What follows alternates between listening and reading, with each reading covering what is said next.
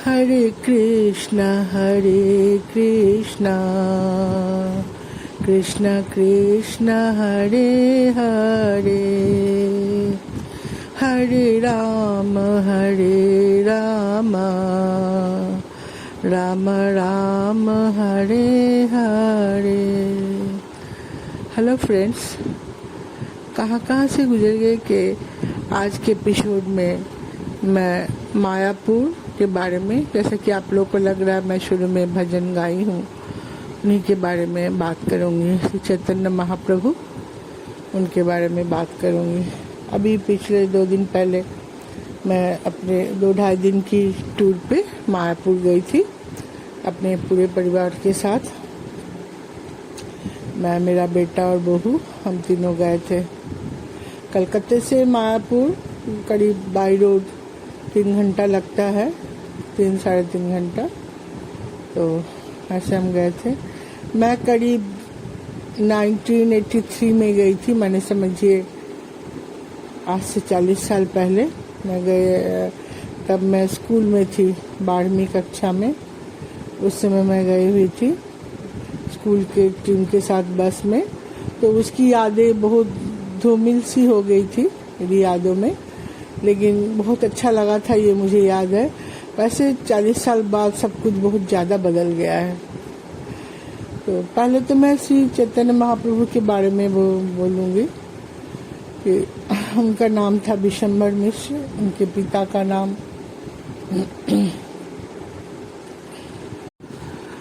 जगन्नाथ मिश्र, और उनको बचपन में नीमाई बोला जाता था। नीमाई मतलब नीम के पेड़ के नीचे जन्म हुआ था उनका। ऐसा कहा जाता है कि वो कार्तिक पूर्णिमा का दिन था और उस दिन ग्रहण भी लगा हुआ था। तो सब कोई गंगा में, जैसे कि ग्रहण के टाइम में लोग सब गंगा में रहते, सब वहीं जुटे हुए थे। तो उनकी माँ भी जा रही थी नहाने शायद गंगा। तो उसी समय उनको जो भी तकलीफ हुआ होगा, तो नीम के पेड़ के नीचे ही उनका जन्म हो गया था, इसीलिए उनका नाम नीमाई रखा गया। वो हमारे हिंदू धर्म के गौड़ीय वैष्णव के माने पीठस्थान है। उन्होंने ही शुरुआत किया था गौड़ीय वैष्णव का।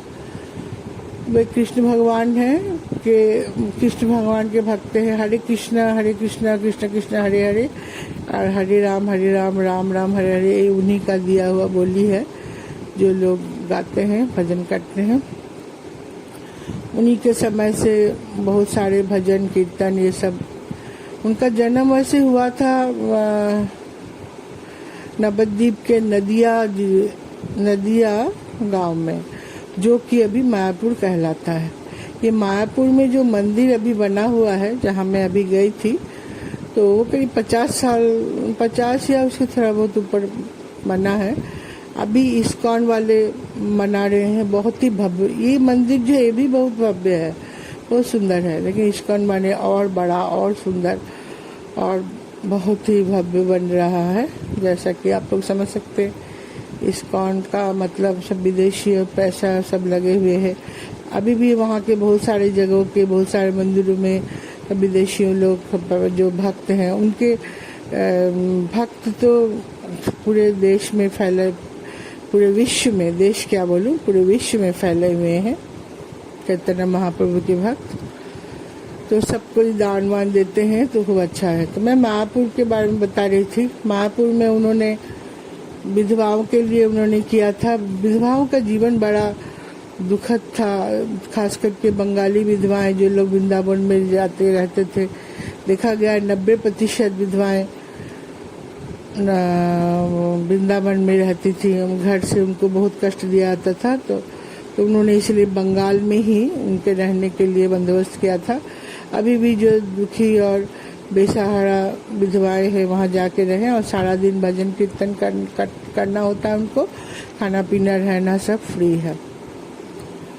तो हम लोग जो गए, मैं बता रही हूँ, मैं जो गई तो वहाँ से मैं ये उन लोग को, मैं उन दोस्तों के लिए बता रही हूँ जो लोग हमेशा गए हैं मायापुर, उनके लिए तो ठीक है। जो नहीं गए हैं उनको थोड़ा मायापुर के बारे में थोड़ा आइडिया हो जाए।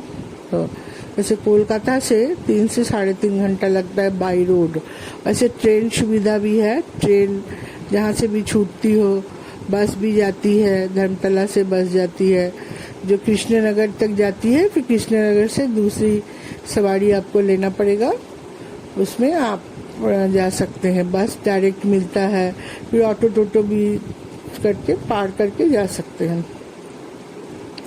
हम चूँकि बाई रोड गए थे, हमको 3.5 घंटा लगना था, लेकिन अभी बारिश तो बेमौसमी बारिश और बंगाल में रास्तों का तो हालत बहुत ख़राब है। मैं भी पिछले 1 साल में 3-4 स्टेट में बाई रोड बहुत ट्रैवल की हूँ। इतना बुरा हाल मैंने कहीं नहीं देखा। रोड नाम का कोई चीज़ नहीं, टूटे फूटे, ऊपर से बारिश होने से पानी जम गया था। मेरा सफ़र करीब 4.5 घंटा का हो गया। तो वहाँ पहुँचे हम लोग, शाम को पहुँचे हम, जहाँ पे माने मंदिर प्रांगण में ही, मंदिर परिसर जो है उसके अंदर ही हम लोग रुके थे। वहाँ सब गेस्ट हाउस बोलते हैं उसको। हम जिसमें रुके थे उसका नाम है यशोदया भवन। उसके बगल में देखिए एक तो लिखा है वंशी भवन, ऐसे और सब ऐसे भवन बहुत अच्छा वाला ये रहने का, ये मैं बोल रही हूँ। और छोटे छोटे भी बहुत सारे गेस्ट हाउस, रूम, ये सब रहते हैं। और गेट के बाहर में, मंदिर प्रांगण परिसर के बाहर भी बहुत सारे होटल और छोटे छोटे गेस्ट हाउस ये सब भी हैं। मैं जहाँ रुकी थी ये तो बहुत अच्छा था, भव्य था, और रेट भी ज़्यादा नहीं। जैसे हम 3 थे ना, 3 जन के लिए अगर मैं नॉन AC रूम लेती तो मुझे 1100 लगता, चूँकि मैं पर डे, चूँकि हम 3 थे तो 3 जन के लिए 2200 रुपये पर डे का हमको मिला, रूम मिला। रूम बहुत ही अच्छा था, इतना साफ सुथरा। वो कुछ 1 साल हो गए हैं उसको बने हुए, लेकिन एकदम लग रहा था अभी अभी बना है, इतना नीट एंड क्लीन। 2 बेड लगे हुए थे, बहुत ही अच्छे, 2 सिंगल बेड, और बेड के नीचे 2 गद्दे रखे हुए थे। मैंने आप चाहे तो उसको निकाल के बाहर बिछा के, जैसे 3 जन अगर एक बिस्तर में ना सोना चाहे अलग से सो सकते हैं। एक कवर्ड था, एक टेबल कुर्सी, वो भी बहुत अच्छा, एक साइड टेबल, दोनों पलंग के 2 साइड टेबल, एक कांच का छोटा सा सेंटर टेबल टाइप का था, ये सब था। टीवी नहीं था, यहाँ ना कोई नशा की चीज़ नहीं मिलता आपको, टीवी नहीं था। और ब्लैंकेट वगैरह भी दिए थे, एकदम जैसे लग रहा था सब नया है, सब नया, जबकि नया तो नहीं है, होगा बहुत दिनों से ये चल रहा है। तो यहाँ थोड़ा बुकिंग करने में थोड़ा टाइम लगता है, ऑनलाइन बुकिंग होती है, आप 1-2 महीने करें तो अच्छा है। अभी जैसे फिर भी ऑफ सीजन था, नवंबर टू जनवरी इनकी पूरी बुकिंग है, बुकिंग फुल है, ऐसा दिखा रहा है ऑनलाइन। तो हम लोग थोड़ा मेल वेल किए थे तो फिर मिल गया हमको रूम।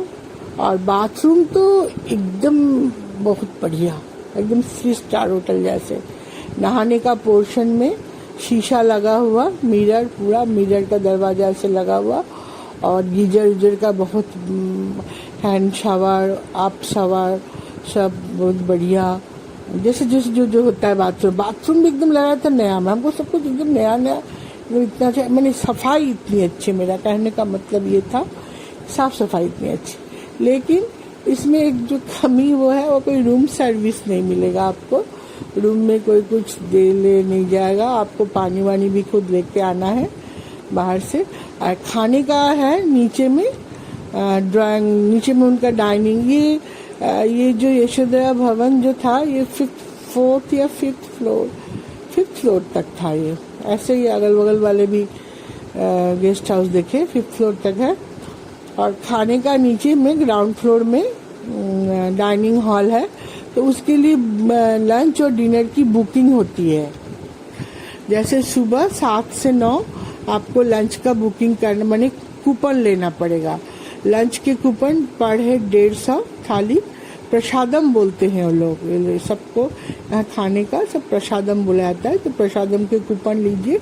और डिनर के लिए भी आपको 7 बजे नहीं 5 बजे तक, शायद 5 या 6 बजे तक, 4 से 6 बजे तक आपको कूपन ले लेना पड़ेगा।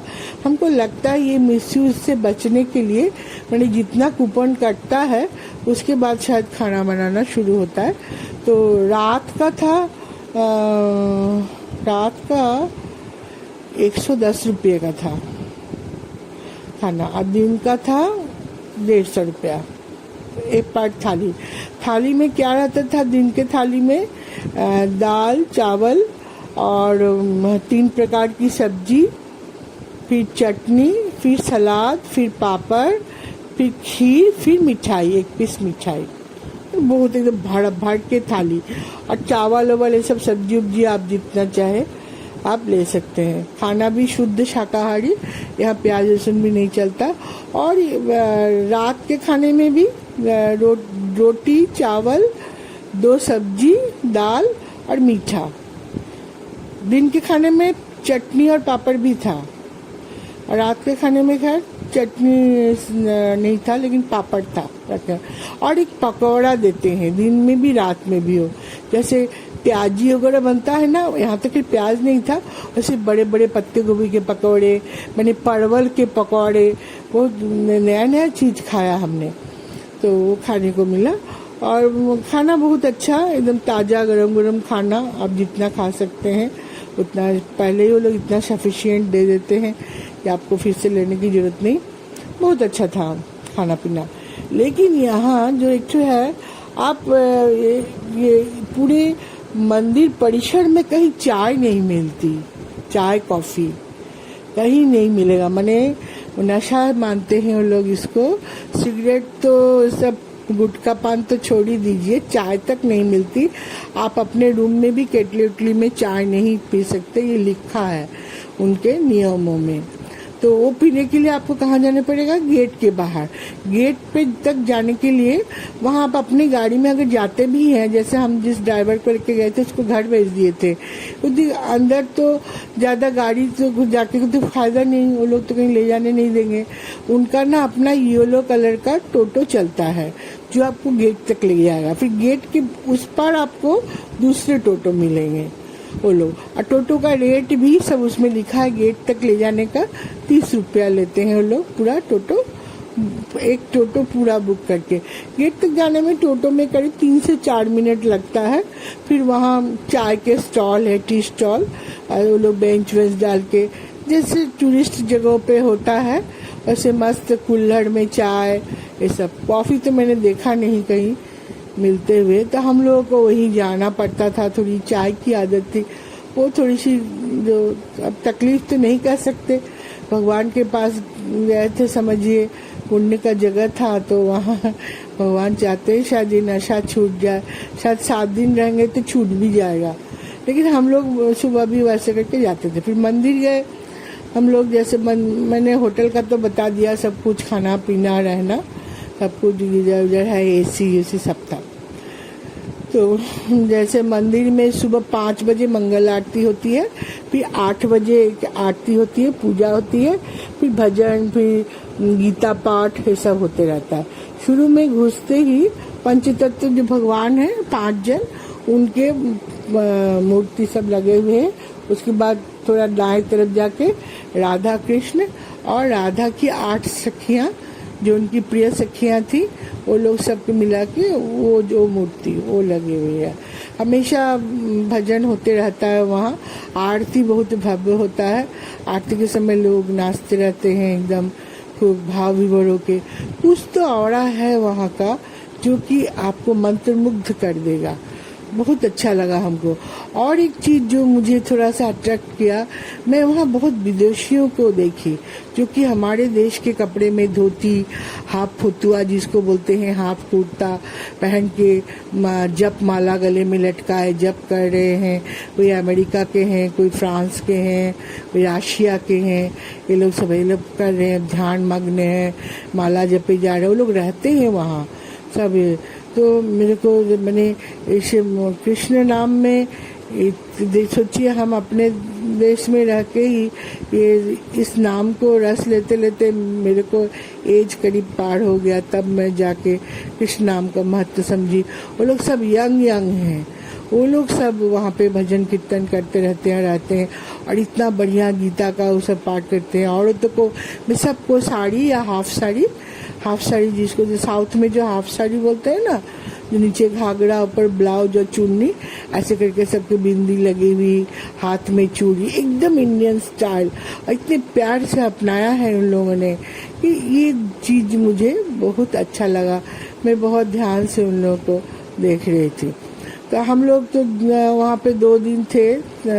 जिस दिन गए थे उस दिन शाम को पूजा अटेंड किए, फिर दूसरे दिन सुबह किए, फिर उसके बाद हम लोग एक गाड़ी बुक की, एसी गाड़ी बुक करके अगल बगल जितना जगह है भगवान के वो देखने के लिए। तो उसमें उसका भी रेट है, अगर आप टोटो से जाएंगे तो 250 रुपये, और वो एक टूरिस्ट काउंटर था एक बाहर, गेट के बाहर एक लेडी बैठी थी, उन्होंने बोला। और अगर आप एसी गाड़ी बुक करते हैं तो 600 लगेगा, एसी गाड़ी विथ गाइड अगर बुक करते हैं तो 800 लगेगा। तो हम लोग एसी गाड़ी विथ गाइड बुक किए थे। तो जहाँ उनका जन्म हुआ था, जिसने नीम के पेड़ के नीचे वो पेड़ दिखाया, फिर उनकी मासीरवाड़ी वो दिखाया, फिर जहाँ एक पौधा उन्होंने एक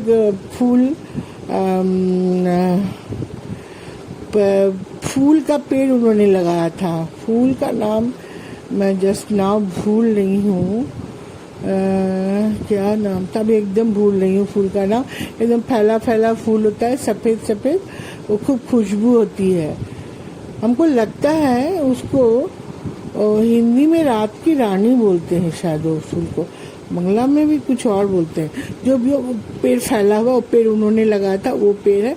और भी जहाँ उनके जिस गुरु से उन्होंने दीक्षा ली थी, उनका जो जगह है वो जहाँ रहते थे वो सब, और 1-2 मंदिर, एक जगह जगन्नाथ जी का मंदिर भी था, वहाँ भी हम गए थे देखने। हर जगह ना प्रसादम बोल के खाना पीना ये सब मिलता है। कहीं एक जगह पूजा में तो पंजीरी टाइप का कुछ मिला, वो सब भी मिला। फिर तीसरे दिन हम लोग सुबह वो सब देख के हम लोग 2-2.5 घंटे का करीब टूर था, हम लोग करके फिर आ गए। और फिर ये जो मायापुर के मंदिर का जो परिसर है वो कितना, हमको लगता है कुछ 20 बीघा ना 30 बीघा ऐसा कुछ तो लिखा था वहाँ पे, मेरे को चला याद नहीं है, लेकिन कुल 10 मिनट में पूरा आप कवर कर सकते हैं, इतना बड़ा है। तो उसमें पूरा फूल और गार्डनिंग इतना बढ़िया है, मैं सही में सपनलोक जैसा लगता है, बहुत अच्छा। और वहाँ के हवा में भी एक खुशबू, दोस्तों मैं बढ़ा चढ़ा के नहीं बोल रही हूँ, सही में कुछ तो था वहाँ के हवा की खुशबू। मन एकदम आने का मन नहीं कर रहा था।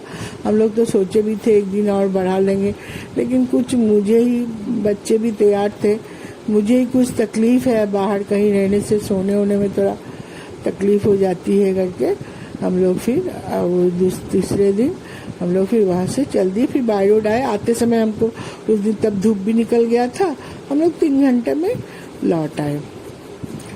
तो दोस्तों ये थी मेरी मायापुर की ट्रिप की कहानी। तो मैं इन दोस्तों के लिए बताई हूँ जो जाना चाहते हैं। आप ये कलकत्ते से जो जाना चाहें वो एक दिन सुबह अगर 6 बजे वाली ट्रेन पकड़ के जाएंगे तो शाम तक देख के रात के 8-9 बजे तक घर भी वापस आ सकते हैं आराम से। कोई रुकना चाहे रुकिए, भगवान के पास जा रहे हैं तो रुकिए, 1 दिन 2 दिन दर्शन कीजिए।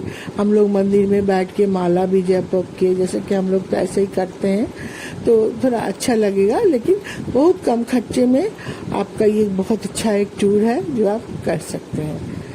तो ये आज के लिए तो दोस्तों इतना ही। आप लोगों को अगर अच्छा लगे तो कमेंट बॉक्स में ज़रूर लिखिएगा। आज के लिए बस इतना ही। हरे कृष्णा।